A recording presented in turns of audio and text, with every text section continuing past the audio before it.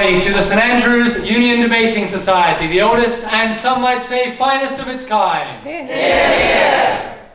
The motion that stands before the House this evening is this House believes that the internet is to blame for the male loneliness epidemic, and we are joined by some excellent speakers.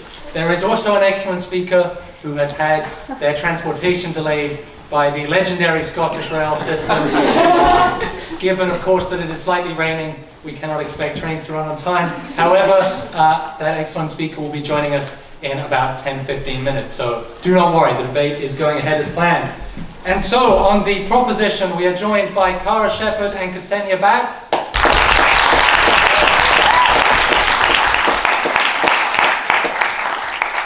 And on the opposition, we are joined by Dr. Joshi, and we will be joined by Mr. Lee Chambers.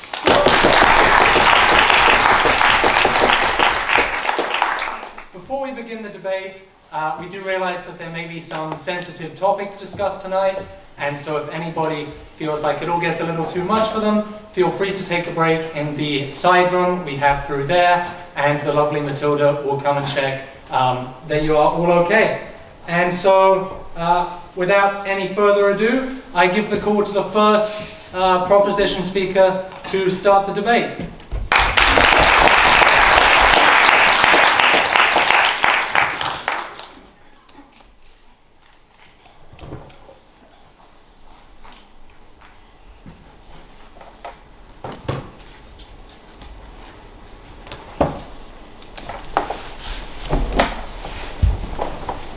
Let me tell you a story about a boy I knew named Nikita.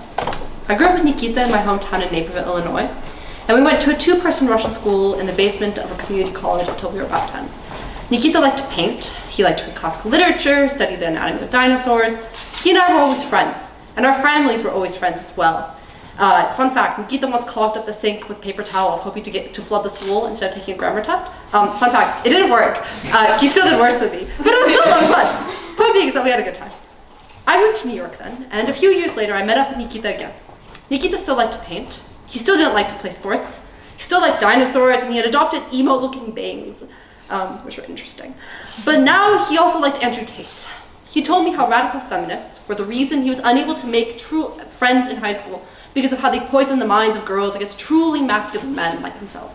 He told me about his Reddit channels, where his real friends came from.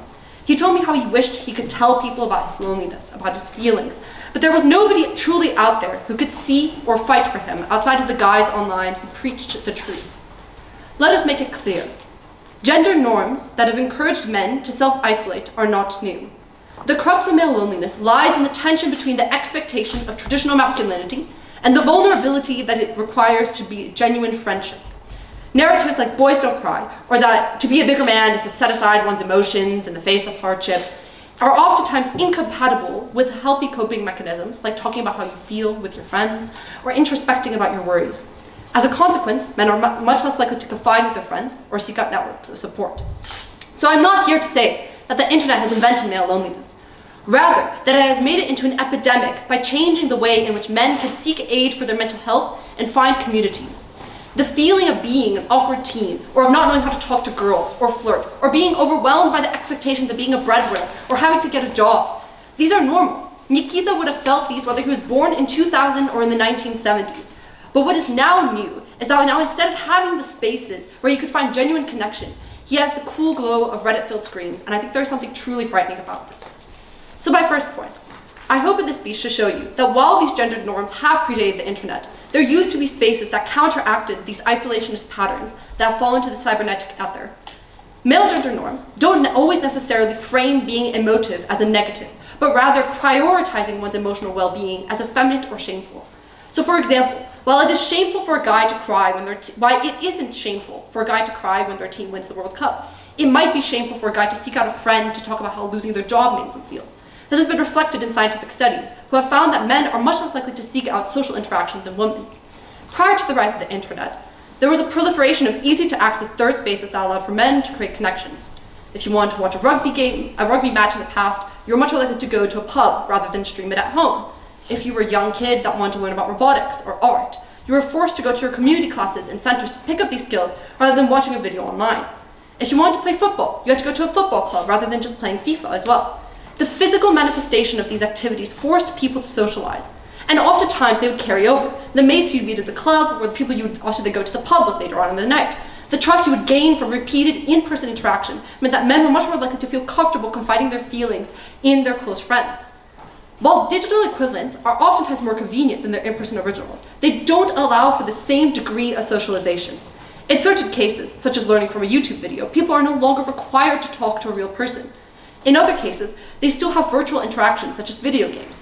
People are likely to still interact with new and random users each time, or these users just could be anywhere in the world, which precludes meaningful in-person interactions. The inability to see a person's face, or to even know a person's identity beyond a username, makes individuals a lot more risk-averse. It creates a reciprocal expectation of anonymity.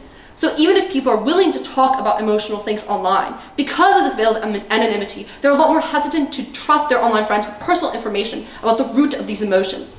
This means that the conversations are oftentimes shallower and less engaging than the ones people would have if they knew each other in person. This means that even if people can maintain long-term virtual friendships, the degree of emotional honesty is dramatically reduced. And further, the normalization of these digital spaces, that means that even if pubs and football clubs still exist, they're no longer considered the default. So instead of going to the pub as a norm to see new friends, now going to a pub alone seems a little bit abnormal, it seems a little bit odd. But further, the internet has led to the rise of communities that claim to address men's mental health, but now end up oftentimes reinforcing men's worst fears and encouraging further isolation. Let's get a little bit technical here.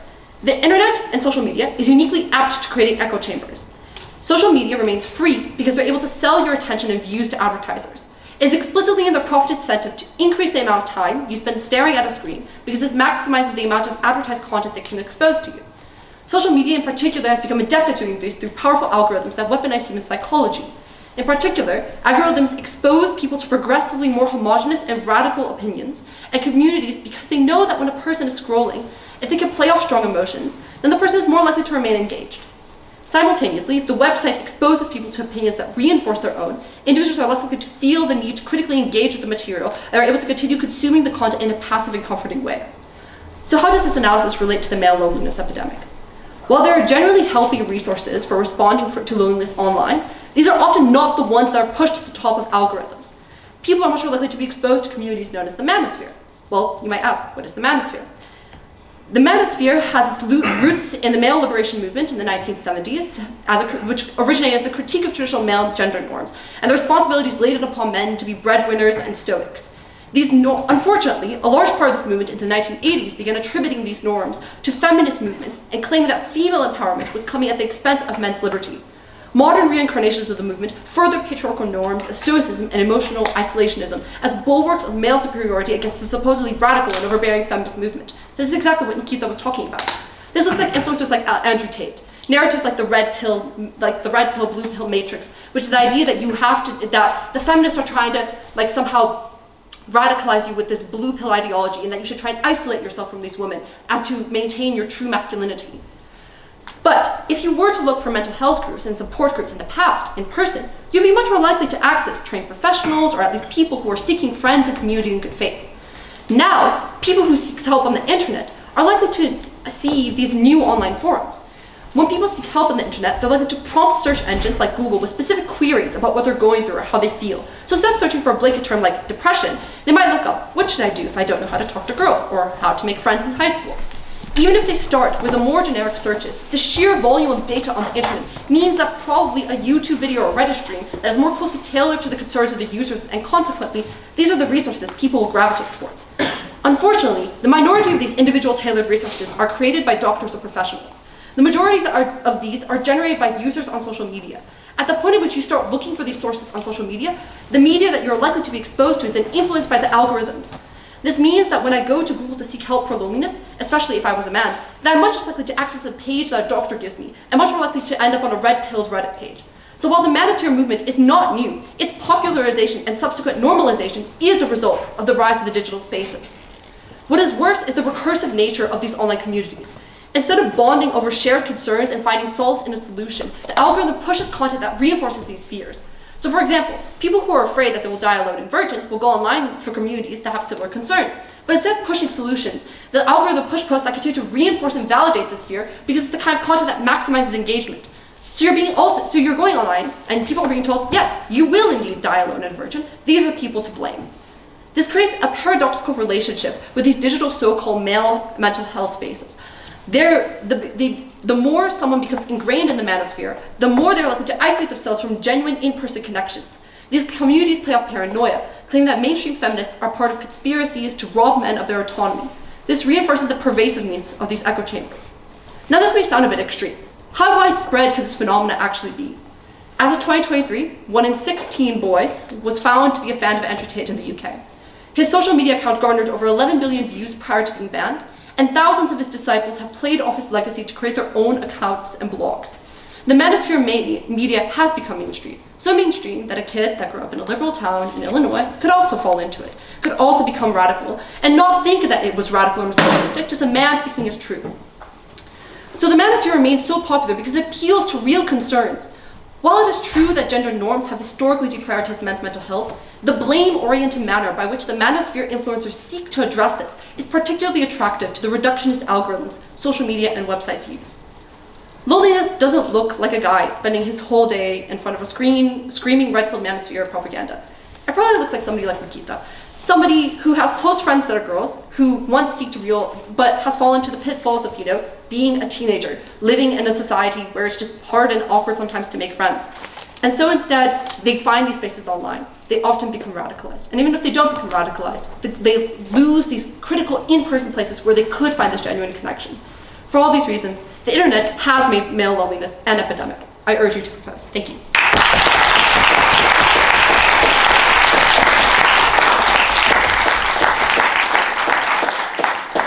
I thank the speaker for their excellent address, and indeed we welcome Mr. Lee Chambers to the House this evening as well. And my apologies for the Scottish transportation. So now we cross the floor and give the call to the first opposition speaker to begin the case for opposition bench. Hear, hear.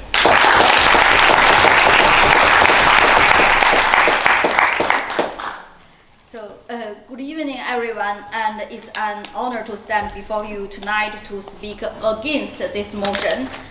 Perhaps let me begin with a simple thought. If we switch off the internet tomorrow, would loneliness among men suddenly disappear?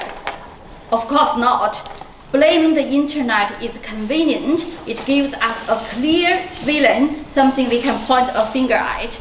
But loneliness, especially among men, is not a technological problem, it's a social one. The internet is not the root cause, it's only a mirror reflecting the inequalities, the expectations, and the disconnections that already exist in our society. So tonight, I want to make 3 points. First, male loneliness has deep structural and cultural roots. Second, the internet is a neutral tool, not a monster. And third, we should even question whether loneliness itself is truly an epidemic. So my first point is the internet is a symptom, not the cause. Long before Wi-Fi, smartphones, or social media, men were already becoming more isolated. Sociologists like Robert Putnam described how community life, local clubs, workplaces, neighborhood ties were eroding in his book, Bowling Alone, published in 2000. Men once found identity and belonging through stable jobs, trade unions, pop culture, or religious communities. But as this declined, so did many of the spaces where men could safely connect with others. And in the last few decades, we have seen economic precarity, short-term contracts, and constant relocation in search of work. Many men now live far from family or their lifelong friends, and workplaces have become more individualized and competitive, leaving little room for companionship and friendships. And on top of that, our culture still tells men to be strong, independent, and unemotional, to handle problems alone.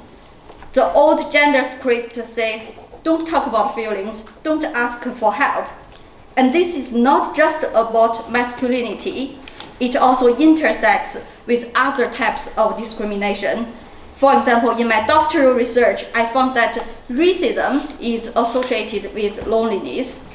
So this intersects with racism, ageism, classism, and older men, ethnic minority men, or men who are unemployed can face multiple layers of exclusion. So when men feel disconnected and turn to the internet, to online forums, gaming groups, or chat spaces, it's not because the internet caused their loneliness, it's because society has failed to offer other places to belong. The internet then is not the disease, it's the symptom, and sometimes even a bandage for deeper wounds in our social fabric. My second point is technology itself is neutral. It can harm or help depending on how we use it and what kind of society we build around it. Yes, online spaces can be toxic, they can spread hate, isolation, or unrealistic comparisons, but they can also connect, comfort, and create. So during the COVID-19 pandemic, for instance, thousands of men who lived alone found companionship in online support groups, online hobby communities, and virtual meetups.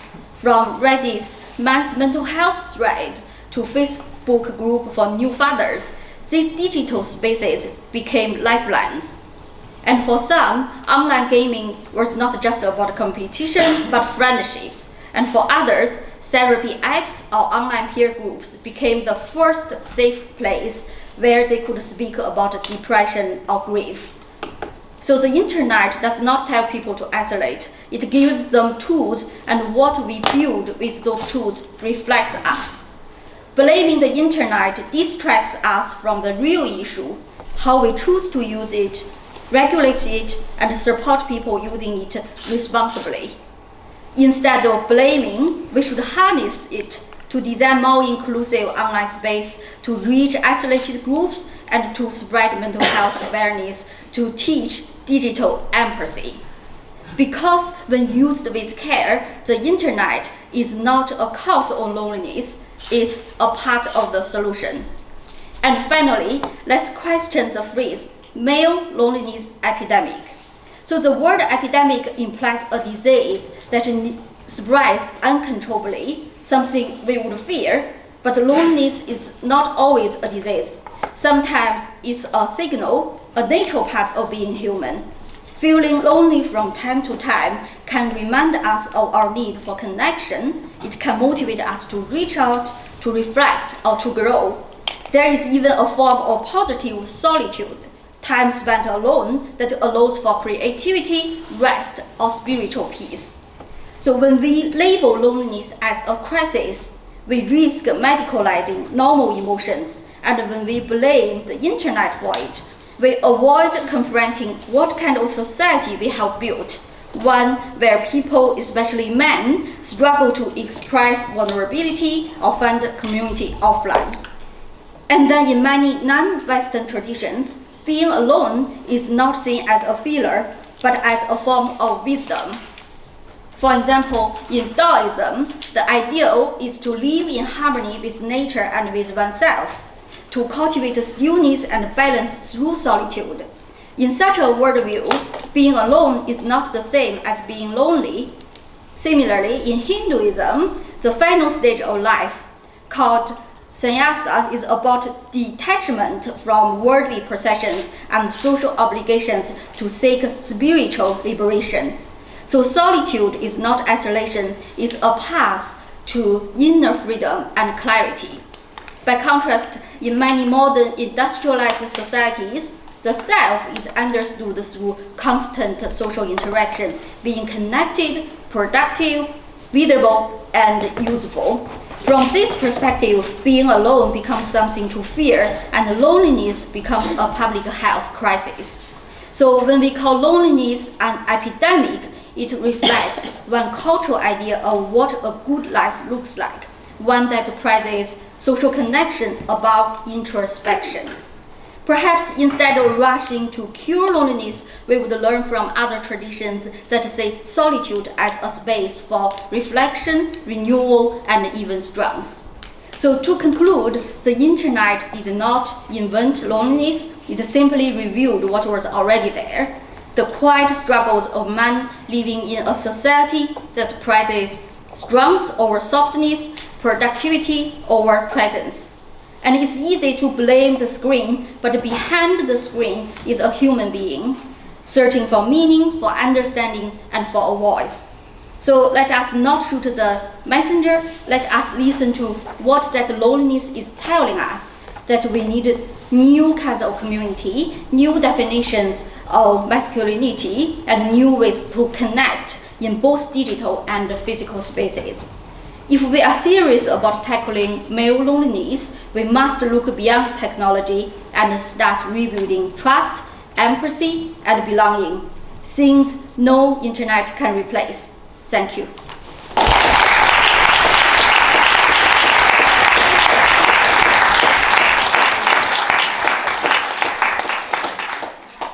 I thank the speaker for their excellent address, and now cross the floor and give the call to the second proposition speaker to continue the case for proposition bench. Hear, hear.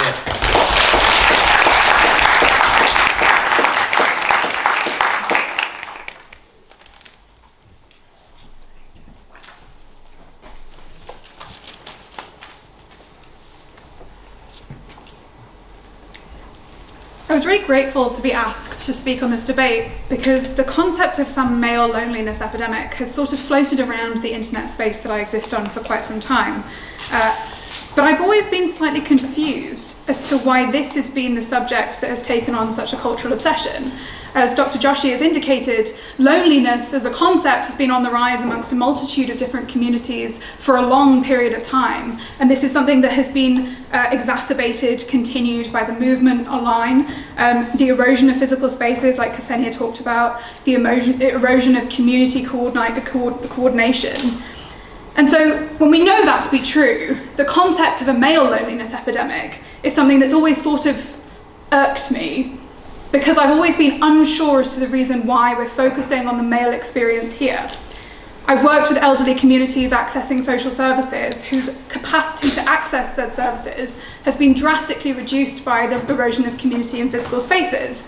You know, the capacity to meet people and know people or pick up new skills is something that is drastically reduced for those who do not exist on online spaces, elderly communities obviously being the most notable of those. But additionally, those who've experienced postpartum depression, new mothers, that's a form of loneliness that has existed for a really long period of time, but has very little discussion online or in these social spaces. This thing does not get brought up in Parliament to the same degree that a male loneliness epidemic has. So when making this debate, when having this discussion, it's important that we really capitalise on the core issue here, and that's gender. We're talking about a male loneliness epidemic, which is particularly and peculiarly impactful on men because they are men. It's articulated in the form of gender and understood as such. And so, knowing this, I wanted to do a way back search on the frequency of loneliness terminology. So I looked up male loneliness epidemic and found that until 2023 was not used online at all, really. Then there was a massive spike. And then I thought actually more interesting would be to do a comparative search of female loneliness epidemic. Barely gets used. And so when we're making these discussions, and not to diminish the experience of loneliness that men do have, it's important that we host this debate with the understanding that gender is at the core of everything that we are talking about, and the relationship between men, as well as the relationship between men and women in relation to their gender, has to be the focus of the discussion as exists. That's my little existential bit out of the way. And so, again, when we're thinking about an epidemic and the emergence of this, so the emergence of a concept of a male loneliness epidemic, and the fact that it kind of seems to have originated at the very least online in 2023, we have to ask the question that Dr. Joshi has posed. Is this just a reflection of the loneliness that has always existed? Or are men actually more lonely than they've ever been before? Studies indicate that the latter is true, that loneliness and emotional isolation exists on a scale never before experienced. Which begs the question then, why? What's changed? And it's my belief and the argument that I'm going to forward that the internet has fundamentally changed the way in which a large number of men experience their relationships with each other, but also experience their relationships with women. So the thesis of the argument, if you don't want to listen to the rest of it, is fundamentally that in the online space, men have been renegotiated as each other's competition, and women have been renegotiated as entirely products, something to be consumed. And that has reduced any capacity for people to have strong emotional relationships with each other, thereby increasing the mass loneliness epidemic that we experience. So how's that true? We're all functioning on the same premise, thankfully. Dr. Joshi's indicated the way in which men and intermale friendships have always been less emotionally vulnerable than their female counterparts. And so that's not something that we're disputing. It's not the origination of loneliness that we're arguing for on the proposition side, but rather this increase, this en masse experience of loneliness that has been caused by our internet relationships. And so what's changed? This renegotiation of our relationships. So firstly, the physical spaces that Ksenia has articulated were predominantly controlled, physically controlled and expressed by men. Workplaces were predominantly male-dominated until women started encroaching on their spaces. Just a side note, there was a Vogue article there was a New York Times article that came out last week that said, did women destroy the workplace? It's since been renamed to something much less inflammatory, but just to know that this is an argument that is ongoing. But it's beyond those workspaces, right? So we're not just talking about the kind of changes to the working spheres that Dr. Joshi has articulated. We're also talking about that lost capacity for these social spaces. The pub is no longer as male-dominated as it once was. Working men's clubs practically do not exist anymore, and therefore the relationship between men is no longer one of physical solidarity and control. And so when we're looking at patriarchy and expressions of male power, it's had to shift. It's moved online, and that online space is much more difficult to maintain a control over. You can't physically occupy it in the same way. You have to algorithmically capitalize on the space in order to remain successful and remain the dominant power. Now, obviously, I don't think that all men are articulating this in terms of I want to be in control, but I do think that that notion of losing control and losing the capacity to be the dominant force is highly influential in the way that a lot of people experience things. Increasingly so in the way that, as Ksenia has articulated, some men feel like their lot has been reduced, and how they articulate that is really interesting. So we've seen that loss then in these physical spaces and the translation of this online. But I think that masculinity has also become redefined, and the control of these kind of spaces sought online, this algorithmic success. And I think that that's really interesting because you can look at patterns elsewhere and see the way that they've been replicated. When men lose their job en masse, domestic violence in the area increases. This looks like expressions of power through violence because you can't have an expression of power through space. But moreover, it also looks like people becoming increasingly upset with their lot because they don't have the same things that they once have or that they think that they deserve, and therefore articulating that in the way that they only know how, and therefore violence rather than emotional expression becoming a dominant form. But Dr. Joshi also indicated it in the increases of things like racism, sexism, misogyny online and in-person spaces as these kinds of changes take place. And so therefore, I think it's important that we understand the way that relationships, as Ksenia has articulated, become dominated by this nature of solipsism and competition. You are the most important thing because you can socially isolate yourself in a way online that you couldn't before. Dr. Joshi indicated the fact that people can seek friendships online in a way that they couldn't, and that through the pandemic that was a really influential thing. But it's important that you actually question the nature of these relationships. Are they as emotionally fulfilling as the physical ones that Ksenia has articulated, or are we actually just having different kinds of conversations? I can see that someone is upset because I'm with them in person and I can read their body language and their facial expressions. I can see the way that their interactions are coming less frequently or less kind of openly. Online, it's much more difficult to do that. I play video games. I know that this is like a way that you kind of speak to people online. You can type and chat. But you actually don't get the same read back that you do in person. And also there's something to distract you, which is the game, which makes it very easy to hide how you're actually feeling. And so these relationships become less emotionally fulfilling. But moreover, when you look at the Andrew Tates of the world, you see this increased level of competition. But more than that, it's also this rhetoric of alpha maledom and that nature that instead of men being in solidarity with you, you're in competition. You're playing video games, a highly competitive sport online, but more than that, the kind of things that you're consuming online are talking about how to be the best man, not how to be a good man. And it's that shift that is crucially important, because you're being better than your counterparts, you're not being the best that you can be. My dad said something really interesting when I was speaking to him about this debate. He said, in my experience, the internet teaches, I have an older brother, so this is where his things come from. The internet teaches women to hate themselves, but it teaches men to hate each other. And I think that's crucially important to hold on to here. Following this understanding, I thought, well, if that's how men see each other, how do they see women? And most of my kind of research background in this comes from an observation of pornography, so I'll go into more detail on that in a second.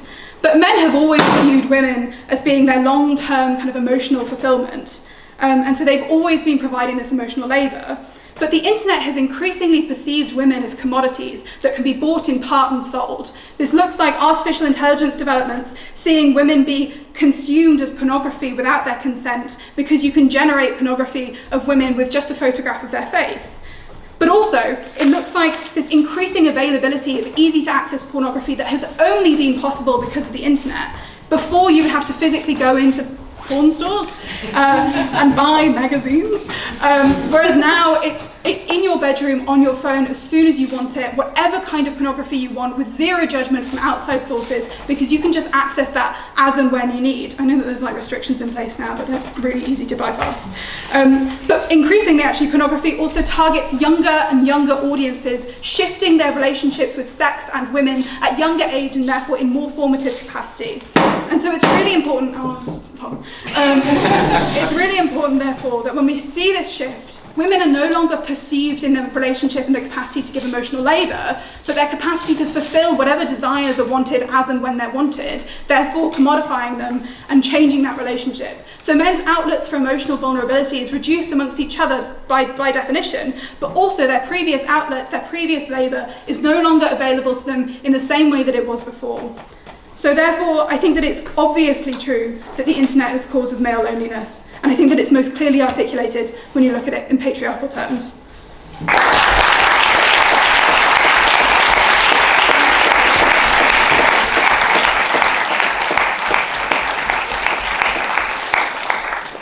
I thank the speaker for their excellent address, and now we cross the floor once more and give the call to the second opposition speaker to continue the case for opposition bench. Hear, hear.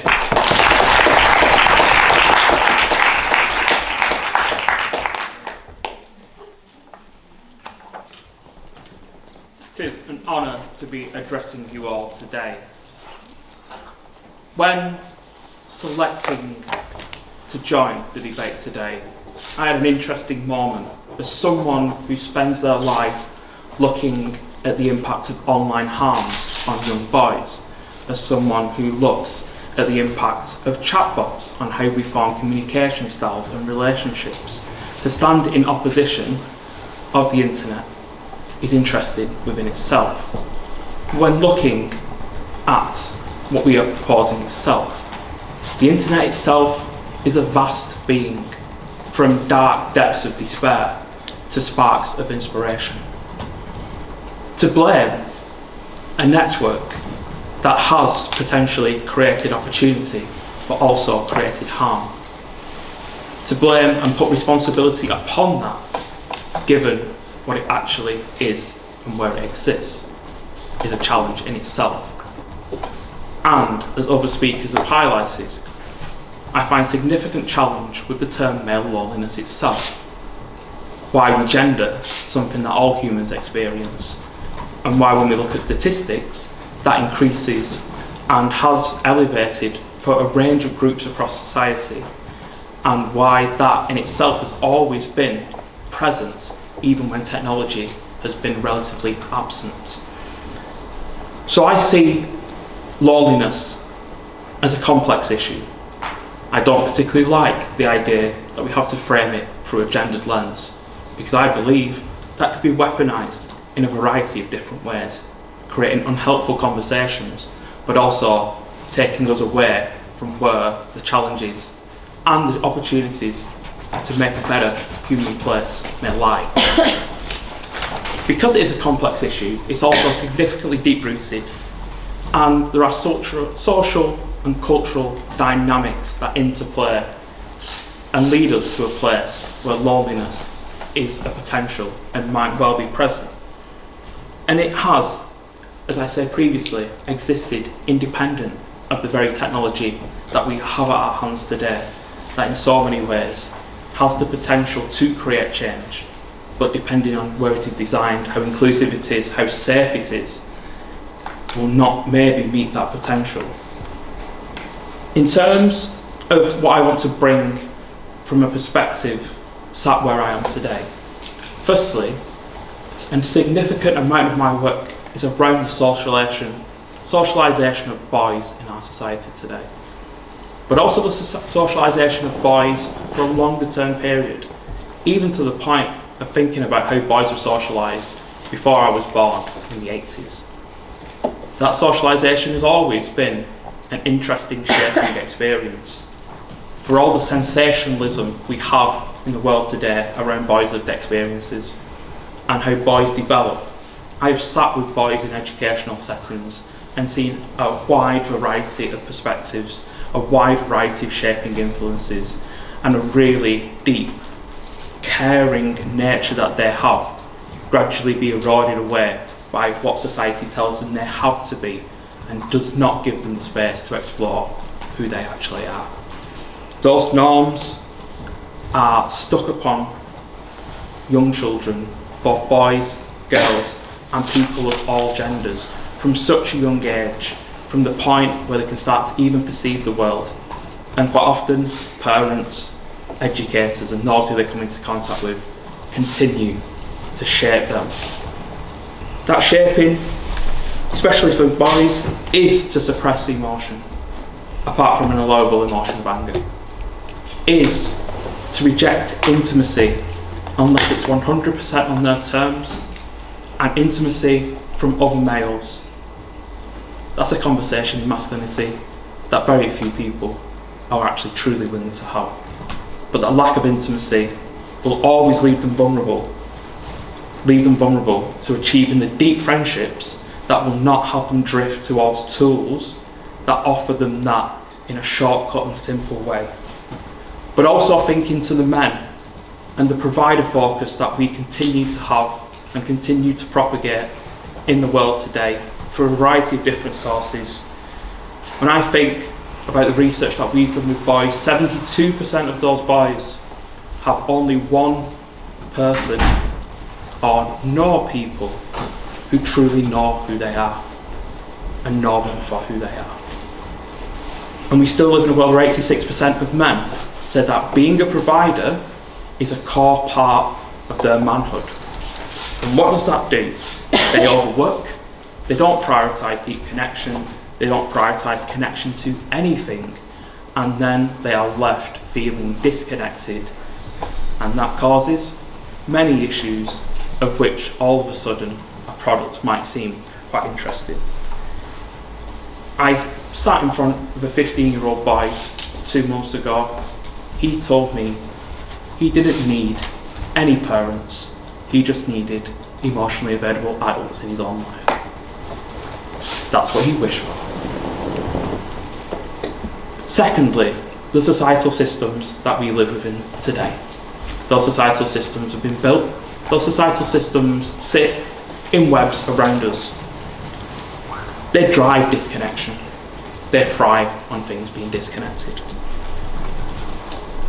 It hurts me deeply to see how true community has been commoditised over the past 50 years, an opportunity to sell us the opportunity to be connected to each other, when that is one of the things that for us as a species is fundamentally free.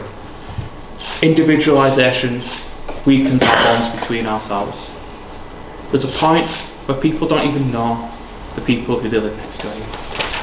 And that in itself, that social cohesion that keeps us together, that's been dwindling from before technology came into our lives.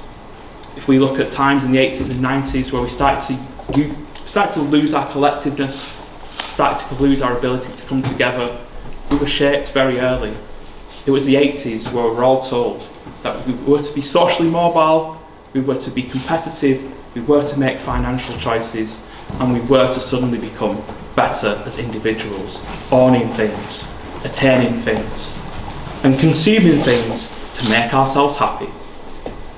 And it's that as a systemic choice that's led us to a point where we are today. The third point has already been brought up by speakers around the loss of traditional male spaces. And the truth is, men have always been very activity focused in how they connect with other people. To a point, a surface level, a third space, or a third thing. So we don't have to go so deep. The truth is, the spaces to be deep and to be fostered are incredibly important. And yes, we are not likely to necessarily find those online. But those online moments can become deep spaces outside of the online world. And many people in this room will have the opportunity to connect with someone online, which has actually flourished into an in-person friendship where there has been opportunity to actually drive that connection. We have become reliant on weaker ties as the world has become more identity driven based on our professions and the things we attach to rather than the communities that we are part of. And we do see with men and young boys a struggle to really dig into their purpose.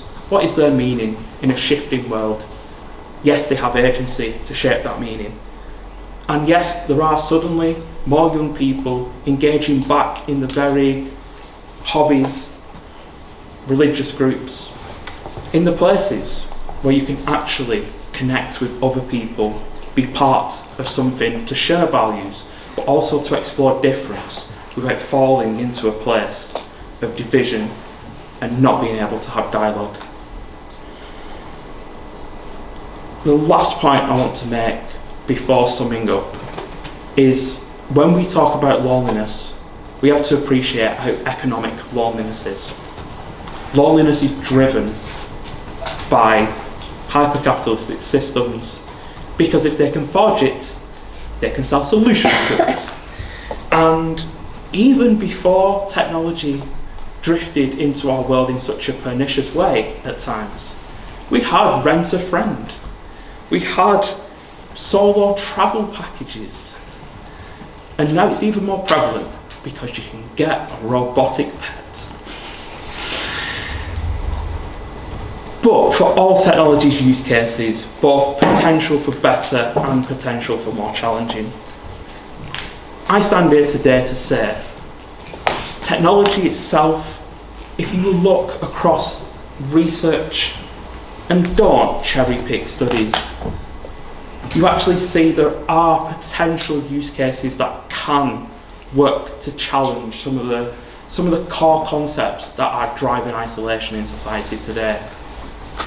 That's not every use case, and the reality is that technology does have an element of contributing factor to the male loneliness epidemic. The main contributing factor it has is the fact that the very decision to gender the terminology was decided by the internet itself. And I think we pull it back to loneliness as a core concept to appreciate we've always had that in our society. In some nations it's significantly more stable, and the pandemic did amplify it in pretty much every scenario, but that has also seen reversion back towards how it used to be in the pre-pandemic levels.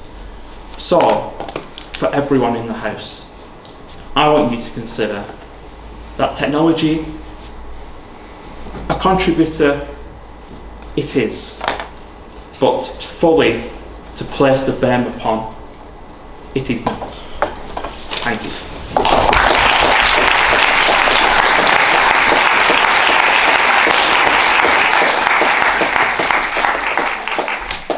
I thank the speaker for their excellent address, and indeed thank you to all our speakers for what has been a fantastic debate so far.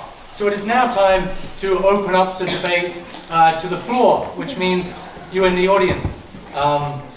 So we will have floor speeches of up to 1 minute in length. If you would like to give a floor speech, please raise your hand nice and high. We don't have that much time, so looking at the amount of people in the room, unfortunately, we might not be able to get to everybody. So please talk nice and quickly as well when you are giving a floor speech. The other key thing to mention, we have a prize for the best floor speech this week, which will be decided by Ian and myself, which is a voucher to Spoiled Life. So there's a bit of an incentive.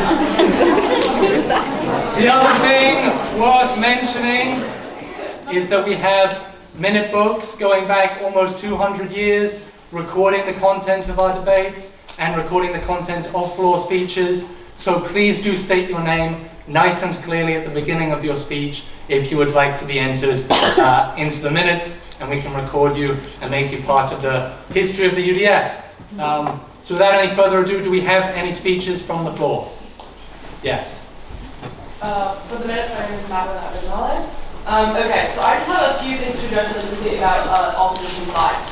I think they present and give us a lot of reasons about why the loneliness in general has been really furthered over time. But I don't actually think they give us any reasons why the internet has particularly not been the thing to sort of further the male loneliness epidemic.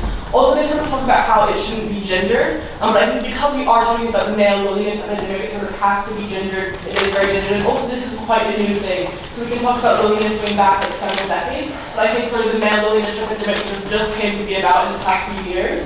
And they also had a point in opposition about how COVID, really furthered this, especially for women they talked about. And I think, yes, it really did, and one of the main reasons it did that is because everyone was forced to go on these online spaces. So I think this sort of just furthers government's point that really, because everyone has to go on these online spaces, we get in-person spaces, sort of a decline of that, and that sharp decline of in-person spaces is really what led to the male loneliness epidemic. So just at this point, I'm really convinced by the government's argument that the internet is the thing that caused, or is to blame for the male loneliness epidemic. Thank you.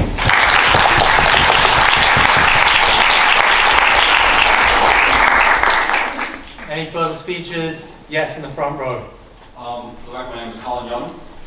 Talk a little about the elephant in the room here. The fact of the matter is there has been a change before the internet in the expectations we have for men and women. This isn't necessarily a completely novel change. Standards of gender have changed over history. We can look at medieval male standards, which tend to be a lot more personable, a lot more open, a lot more emotional. The fact of the matter is there has been a change, separate completely to the internet, where men have continued to not be expected to be emotional, whereas the expectation of providing emotional labor has decreased for women. I think this is a good thing, but the fact of the matter is that men and the standards have demonstrably are outdated, frankly. And I object to any notion that male loneliness going up the world is a new thing that's emerged in the past couple of years, because frankly, it goes back a while. People bring up Andrew Tate, I bring up Jordan Peterson.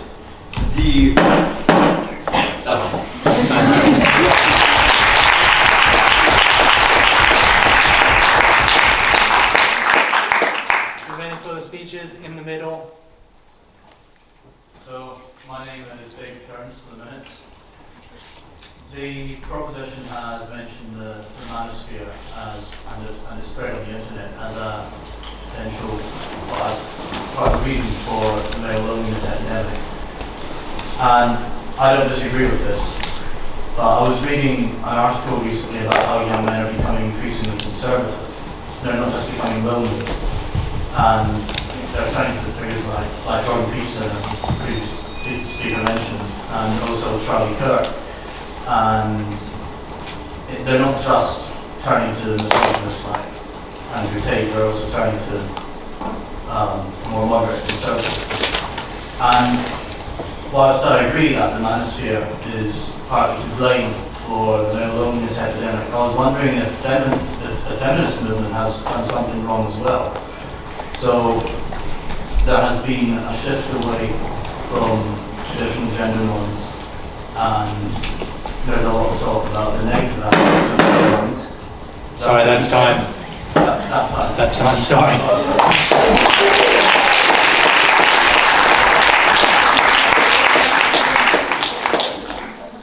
Sorry, 1 minute is much shorter than it seems when you're giving your speeches, so I do apologize, but we want to get through everybody. On the left-hand side, yeah. For the minutes, my name is Leonardo, and thank you to all the speakers. The speeches were wonderful, genuinely very interesting on both sides. First of all, just a quick comment on the opposition. The opposition states that the internet is a neutral tool that can be used for good or bad.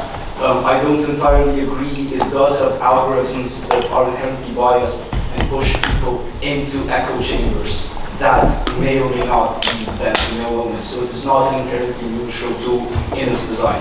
However, one thing stuck out in the second speaker's speech from the proposition, and that is that the term male loneliness epidemic only goes back to 2023. And I wonder if that is because this term is inherently inseparable from the consequences of the internet. So, essentially what I'm saying is, a discussion about male loneliness does not have to begin, like it did in this case, with an anecdote about a teenager falling into a conservative echo chamber.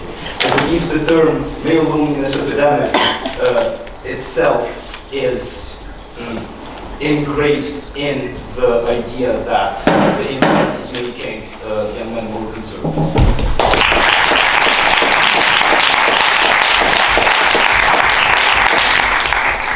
Any further speeches on the right? My name is Hayes Strait, just for the minutes. I think real quick, a couple of things in a short period of time. But I'd like to say first, I think the perception of the loneliness epidemic is incredibly important. I think in the same way the perception of gender roles is incredibly important. So I think that addresses some of the concerns of speaking this in gender terms. I think we see that this does play out in a very gendered way, in the way that men who would consider themselves to be part of this perceive those gender roles. So I think that's something that's also like self-reinforcing, where if more men are viewing this through strongly gender forward, they're going to see the tension that is something that's more unique on the internet. And lastly, real quick, we see the discussion of place and space. As a geographer, I like to think of distance in terms of time. I think something the internet has done is made the ability for these things to be spread far more quickly and people to connect with these more radical views. You know, I think that in general is a good way to view this as internet being such a multiplying factor towards this. Thank you.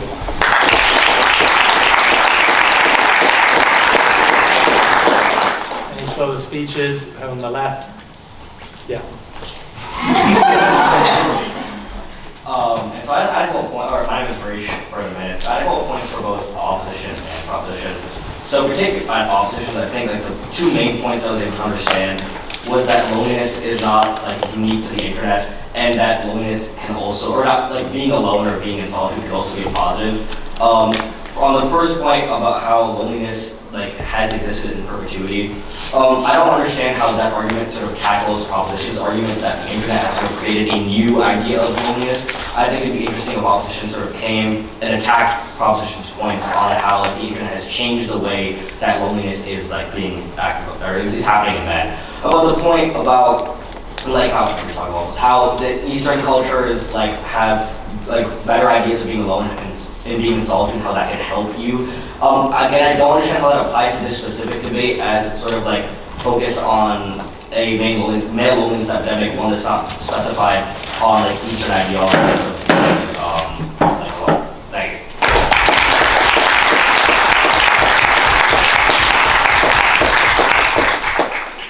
We have time for 2 more speeches from the floor and 2 more speeches from board. So board, if you can sort it out amongst yourselves. In the middle. Yeah. We've heard a lot of Max Strauss for this. We've had a lot of discussion about how the internet can be a tool to help form meaningful relationships between men and combat this male loneliness epidemic. But I think what this is out is that the vast majority of relationships that are formed on the internet are these parasocial relationships between young men and these large influencers like Andrew Tate, Jordan Peterson, who inherently prey on these natural feelings of insecurity in adolescence, and instead of comforting it, it validates that fear, and it says, actually, you should be feeling this way, you should be feeling upset, and it provides feminism, women, as a scapegoat for those feelings. And so, not only has it exacerbated this feeling of loneliness by isolating people from their friends and family, which is inherently encouraged in a lot of these echo chambers and spaces, but it's driven them towards more extreme, more sexist parasocial relationships, but isolate them and radicalize them at the same time. Thank you.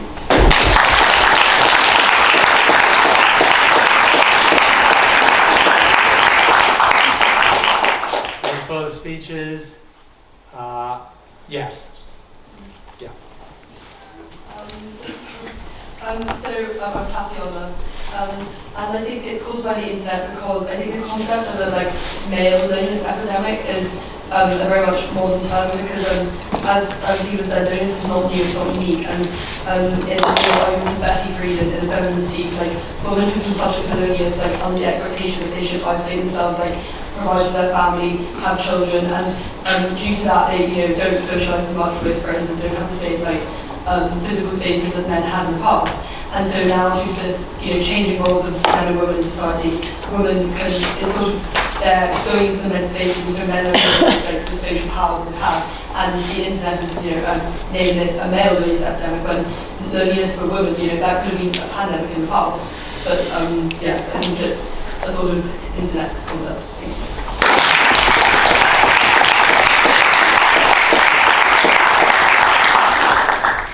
Any speeches from board? Yes, Alex. Right. So we're talking about a male loneliness epidemic.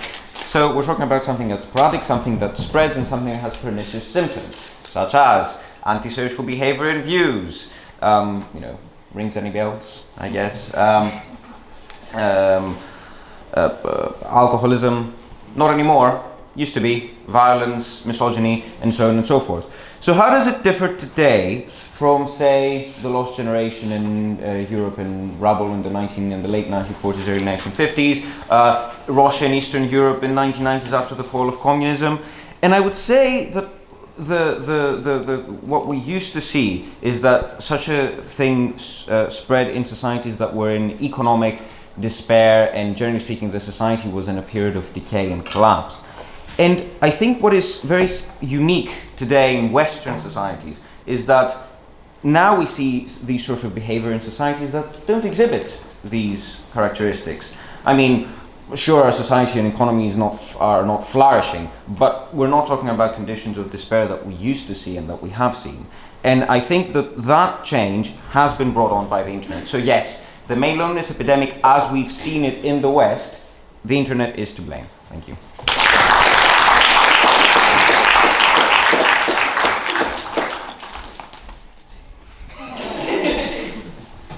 Ariel for the minutes.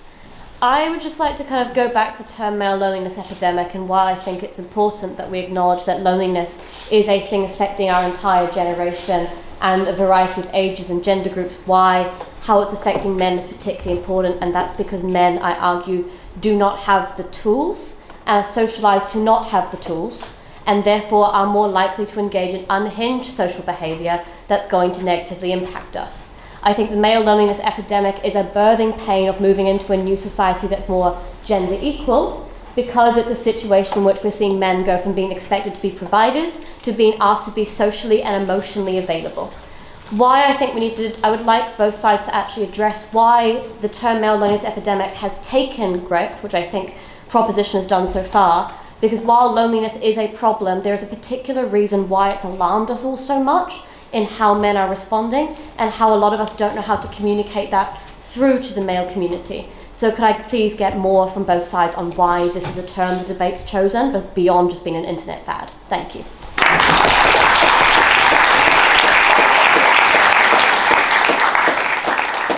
Thank you to everybody in the audience for your fantastic speeches, and it would be wonderful to continue the debate. I know lots of people didn't have the opportunity to speak, and I do apologize for that, but it would be fantastic to continue the debate at the social later, as I'm sure Ariel will tell you about. For now, it's time to bring the debate back to the dispatch boxes, where each of the sides of the bench will have 10 minutes in total to provide their concluding remarks. And so I give the call to the opposition bench to finish their case. Here.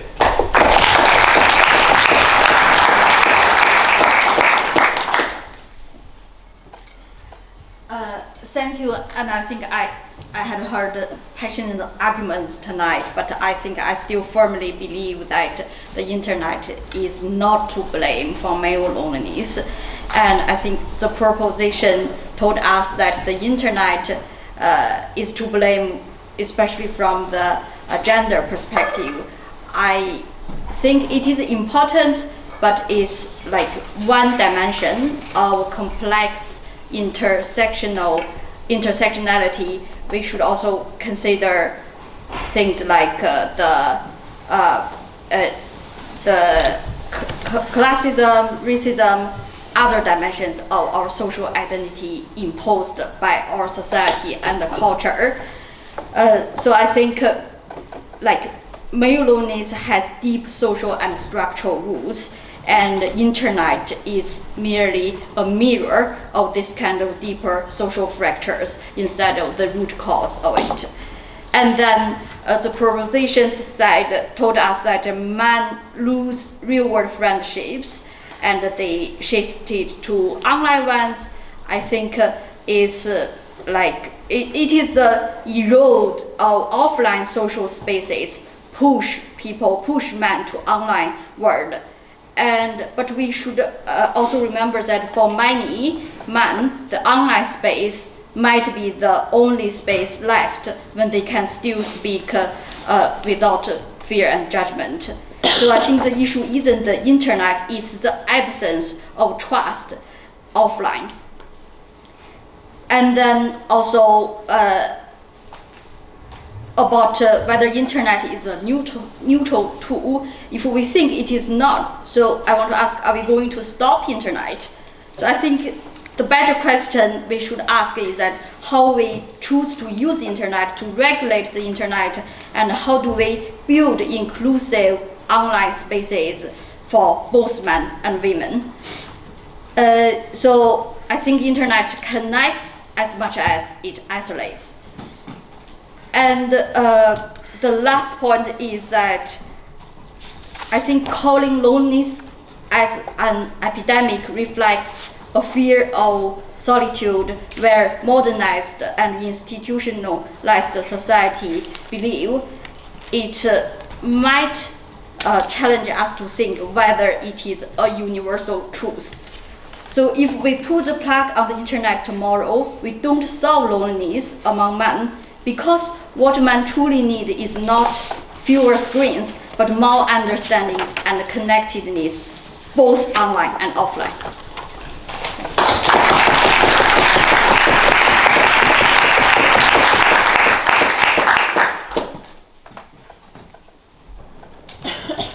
So I feel there were some great builds from those addressing. I do feel there is a point where we have to consider how we separate the internet from the companies themselves that utilise it, and how some of them have more ethical use cases than others, and how some influencers are able to share certain messages to shape perspective and still be monetised within a capitalist system that rewards them for doing so. So I do think we need to consider the fundamental systems that drive what the internet has become before we decide to assert and blame to the internet itself, and think about how certain companies have acquired wealth beyond nation by utilising the internet itself as a vehicle to communicate. And in some ways I see the potential for blame as some of society's systems and the entities that is allowed to build to take a space which in itself is neutral. The internet is neutral until it is built upon. The internet is neutral until tools are built into it, until algorithms are shaped to shape human behaviour, and fundamentally it is neutral until humans decide to shape it into something that can either incite or inspire. For me, male loneliness, I fundamentally believe that we need to look at the variety of gendered experiences that people have today and think about whose experiences are amplified and what those lived realities are like.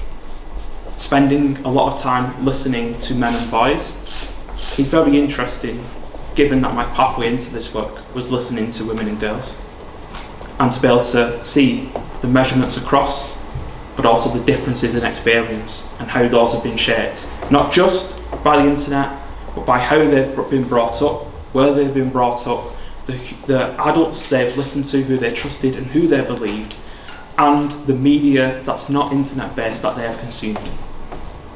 So for me, the internet, it does play a role. Parasocial relationships have always existed in some form, maybe not to the level that certain spaces on the internet are created. And even talking about the manosphere, that is one small sliver of a massive online space. So the internet has changed the world, and it has changed how people communicate. We have to be honest and truthful about that, but we also need to consider how it is companies in their desire to extract from the planet and extract from humans, because it's companies who have driven a loneliness epidemic, except it's not an epidemic because it's not a contagious disease. It's actually been fabricated to make people fall into a place of moral panic, and therefore they can be sold even more stuff to. So to finish, it is actually companies in a hyper-capitalistic system which don't care about any human and don't care about any risk and are not willing to put any guardrails on it, that actually are extracting from us all in the desire to commoditise the very community that we as humans are entitled to, and fundamentally, if they extract that from us, they can always sell it back. And that is not the internet, that is organisations that have potentially only existed for 50 years, less than some people in this room. Thank you.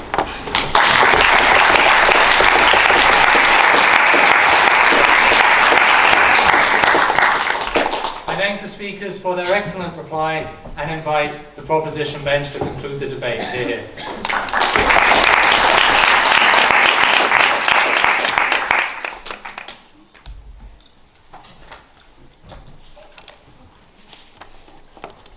Thank you to everybody for their wonderful remarks and for the four speeches, for the lovely speeches from the opposition as well. It's been a very interesting discussion so far. I'd like to wrap up the debate by giving a couple of responses.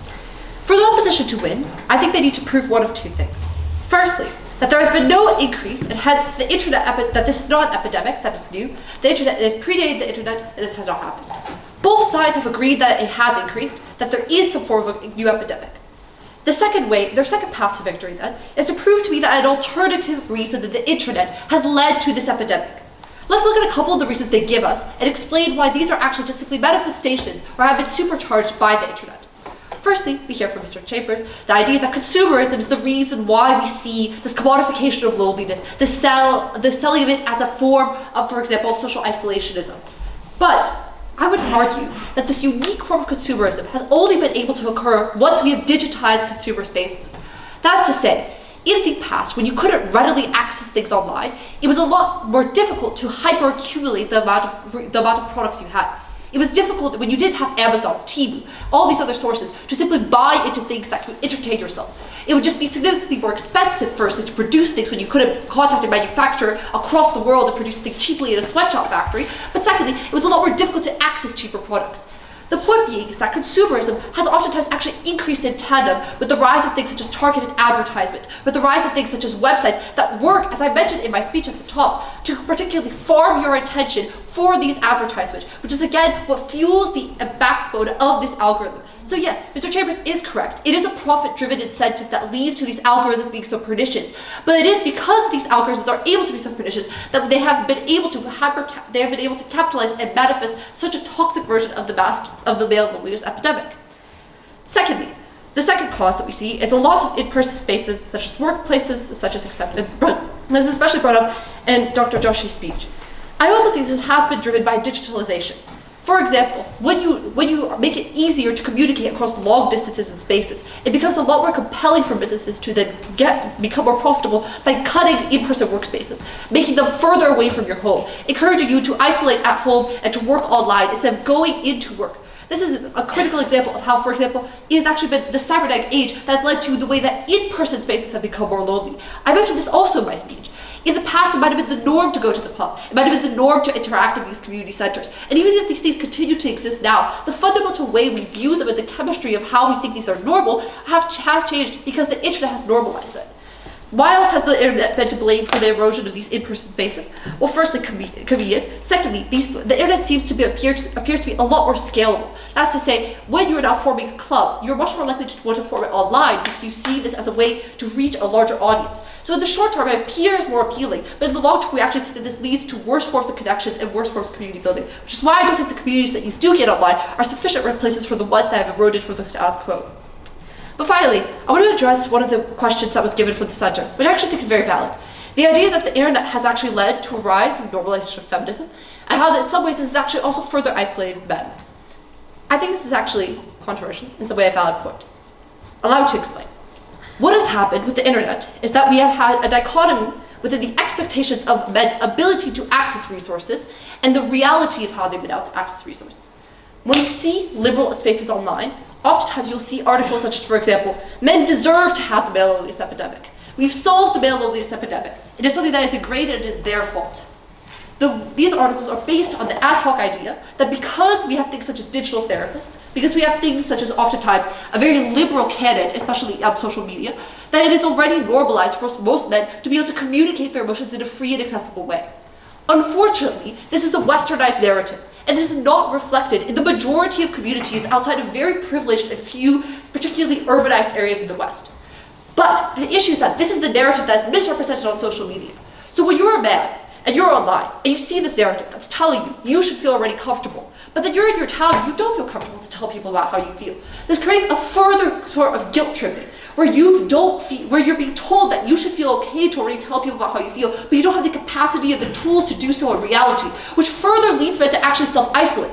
So I think this fact that the internet has missold this narrative, the fact that the internet has already told us all that we've quote-unquote solved the male loneliness epidemic, means that we actually are further removing resources and the urgency to actually reach out to men, to tell men that they are okay to feel this way. Because now we don't do that anymore, because we think we've solved it when we really haven't. The conclusion of my speech. I don't think there is a compelling alternative that has led to the rise of the male loneliness epidemic. It is true, as people point out, the term has risen in popularity. I'll finish in a second. The term has risen in popularity since the invention of the internet, but something that has predated the internet. I think that the internet is the primary reason it has become epidemized. I think it is the primary reason why so many people have adopted it. I'm very proud to propose. Thank you.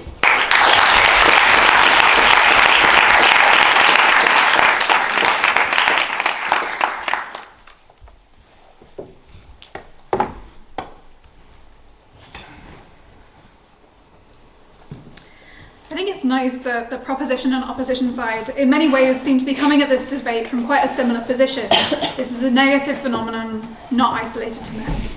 But I think that the very fact that in the motion and actually online in these spaces it's been articulated as the quote male loneliness epidemic means that what the proposition side is saying in relation to the gendered aspects of this debate have to take precedence in terms of the way that you evaluate your vote. Crucially, the very fact that this loneliness is male should impact the way that we view its origins and its existence. And again, to sort of answer actually the same question that Ksenia has already sort of addressed, is it that feminism has exacerbated this problem? Again, I think the answer is perhaps yes, but are we just scapegoating feminism and the developments and increasing independence of women from their male counterparts as a way of excusing what Ariel has said of men not having the tools? In preparation for the debate, I read this write-up that was done by this pseudo-therapist. He's actually very popular. And it said, quote, "Of course, women may struggle with loneliness and social isolation too, but men are uniquely susceptible to this debilitating feeling as they so often lack the communication skills to drive meaningful connections." And that's emblematic of the way that we're discussing loneliness online. women's loneliness is their own fault because they haven't developed the emotional connections that are necessary in order to have appropriate relationships with people. But men's loneliness is a social phenomenon that we all have to get behind, and that feminism must account for in the way that it relieves women of their emotional labour. And I think it's important that we understand that in the way that we discuss this. The reason that I structured my speech in terms of the way that the relationships between men and the relationships between men and women has shifted in the internet age was deliberately in order to capitalise on this idea of the male loneliness epidemic being an inherently gendered thing that is dependent on your belief that men are uniquely susceptible to this issue. I think that it's true, evidentially, that men are not socialised to be as emotionally open and vulnerable to the same degree that women are. But I think that it's the wrong thing to suggest that, not that I think that the speaker was actually doing this, that feminism and the feminist encroachment on these spaces is to blame. To answer Leonardo's question of, well, why now? So obviously this kind of term originated on the internet because it's an internet fad. But why now are we discussing this idea of male loneliness? Why has it increased? And I think, again, to address the point that was made by Dr. Joshi, the internet may be a mirror, but boy is it warped. The things that I see about myself online are not an accurate reflection, and I put them there, you know? This is not the way in which we see ourselves as a society in an accurate reflection. People are led to believe certain things that they wouldn't have otherwise, and that's crucially important.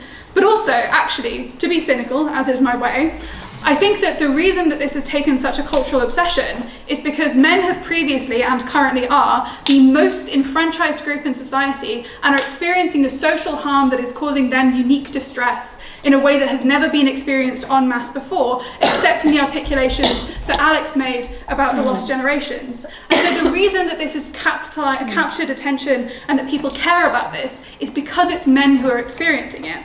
And therefore, when we address the kind of notions of solutions, which I'll do in a second, I think that it's important that we understand that gendered aspect as it is. Because Lee Chambers puts forward a very good point about this idea of moral panic and the fact that this loneliness exists, but to a much lesser degree than we're seeing reflected online, and that the gendered aspects are in fact not as pernicious as we see. But actually, the articulation and the experiencing online, as Ksenia has articulated, is increasingly persuasive to more and more people. More people feel lonely because they're told that they are, and they're told that they're lonely because they're men. And therefore, in addressing solutions, we're not talking about, on proposition side, things like switching off the internet, because actually, I think the damage in many ways has already been started, and we're not going to see an immediate retraction. Nor am I suggesting that this is an entirely unique problem to conservative circles. I think that in many ways, more liberal and left-wing circles that also exist online experience similar degrees of loneliness that we're talking about. In addition, I think that conservatism can bring quite a lot of community aspect in its organisational capacity. You can see my politics. And so I think that when we're discussing this, it's not actually really sitting on this kind of left-right conservative-liberal divide, excuse me. What we're discussing here is actually isolation of people who are more vulnerable because they feel as if they're not yet understanding who they are. Most perniciously, adolescents in our communities, as Lee Chambers has articulated. So then, what is the solution to this, if not the internet? And to be very clear, I don't think that I don't think that we have to propose a solution in order to suggest that the internet is to blame. But I'll give it a stab. I think that quite clearly, when men are lonely because they lack the emotional relationships around them, it's not that women should give them more time, much to the chagrin of a certain debater who I've experienced. I think that it's very clearly important that what we should actually have in these relationships is a clearer capacity for men to voice and understand their experiences that comes about through physical spaces and the demanding of those emotional relationships and maturity that can only exist when you can look someone in the eye and have a conversation with them. So I think that it's not switching off the internet, but rather creating the relationships and fostering the support that exists between people. So the internet clearly is to blame for this male loneliness epidemic because of the way that it capitalizes and reforms the relationships that we have with each other.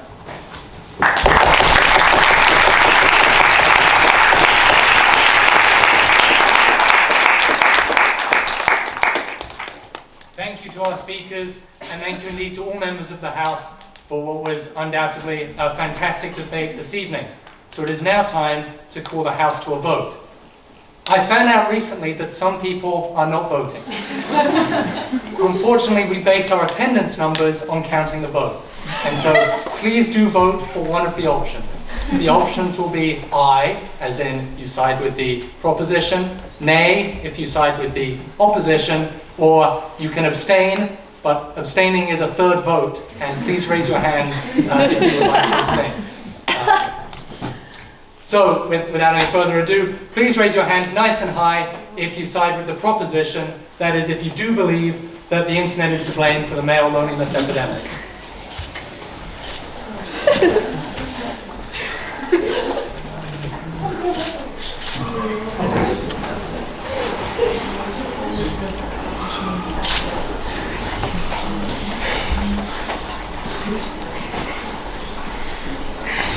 If you're at the back, can you raise it really high? Thanks.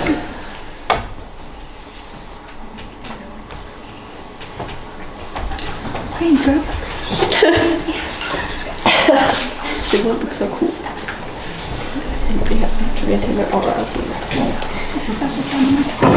And if you side with the opposition, that is if you believe that the internet is not to blame for the male loneliness epidemic, You can vote if you want to. why not?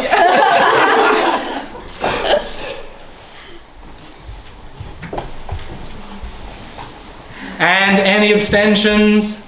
Liberals! Please keep your hands up, sorry. Let's continue. It's a tradition. I know, yes. I got that feeling. We're all laughing. Fantastic. We will now have any announcements from the board. Beata, maybe? Yes. Thank you guys so much for coming out in this truly Scottish weather, and thank you to our wonderful speakers who have been some really insightful speeches. So thank you so much for coming out today. Also, just when we're on the topic of loneliness, please know that St Andrews is hopefully a very close-knit student community, and if you are experiencing loneliness, there are several opportunities that you can reach out. We have Nightline, we have peer support, there is a friendship cafe in Zest every week. We have, I think, 160 societies. We are always open to make new connections. So please come and speak to us if you want to make any connections, and maybe get off your phone and meet with your friends for coffee this week. Then next week we have our we have a debate on this house supports replacing the UK's welfare state with UBI. Then our wonderful Alex will join us in speaking. So thank you very much, and love to see you all.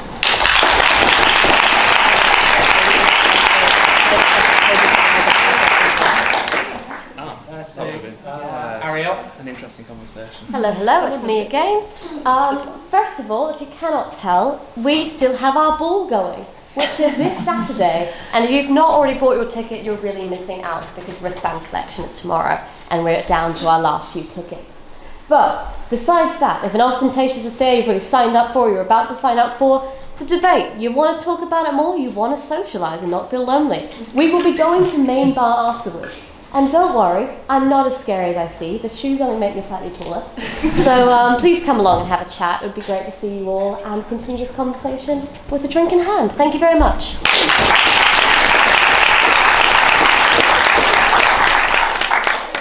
Yes, Mia. I am not the head of competitive debates, Abby is, but Abby is not here because she's going to do competitive debates. So I will give the announcements instead.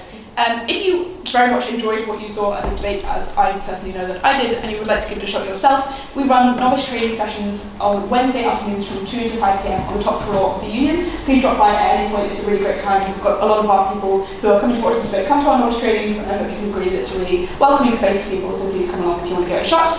In addition, excitingly this weekend, no, not this weekend, a week this weekend, so next Saturday, we have our internal competition, which is really, again, low stakes way to try out debating. So if you're interested in trying out competitive debating, come and talk to me, come talk to another member of the board, and get you signed up for that. Thank you, guys.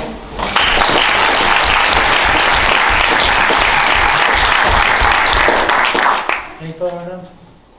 Fantastic. Well, before we announce the results of the debate, it's time to announce the winner of the Floor Speech Prize. And this week's winner is Max.